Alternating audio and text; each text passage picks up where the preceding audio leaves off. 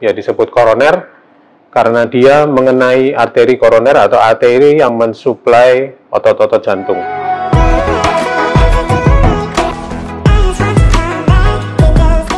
Saya Samuel Sudana Wijaya, saya dokter spesialis jantung intervensi di Rumah Sakit Umum Daerah Dr. Muhammad Suwandi, Surabaya.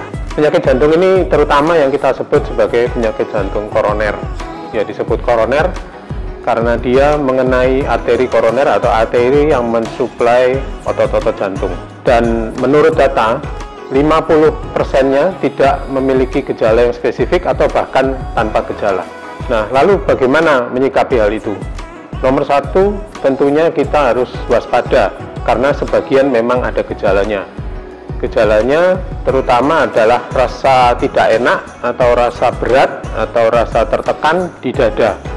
Bisa di tengah, bisa di kanan, bisa di kiri, bahkan bisa juga di leher dan di rahang. Ya, rasanya berat dan tidak enak. Bukan rasa yang seperti tertusuk-tusuk. Kalau rasa seperti tertusuk-tusuk itu bukan sesuatu yang spesifik. Jadi rasanya berat atau panas atau seperti diremas. Dan yang penting terutama adalah rasa tidak enak ini muncul pada saat atau diperberat oleh aktivitas fisik.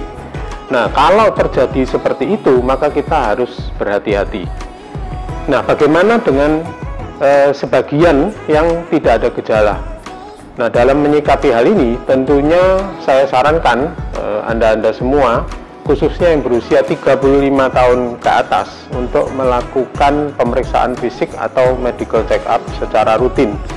Sehingga dari pemeriksaan itu, kita bisa menemukan hal-hal yang mungkin bisa menjadi faktor risiko untuk terjadinya penyakit jantung koroner.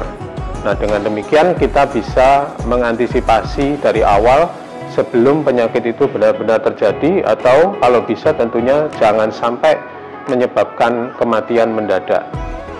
Nah, bagaimana dengan Anda yang sudah terdeteksi mempunyai penyakit jantung koroner atau mempunyai faktor risiko untuk penyakit jantung koroner? Tentunya Anda harus berobat secara teratur, obat-obat yang diberikan oleh dokter jantung harus diminum secara teratur, dan jangan lupa menjaga pola makan, menghindari lemak jenuh terutama, menghindari jeroan, menghindari minyak yang dipakai ulang, kemudian rajin berolahraga, kemudian jangan lupa harus cukup istirahat, dan yang penting adalah bagaimana Anda mengelola stres, karena stres juga merupakan salah satu faktor yang penting. Ya.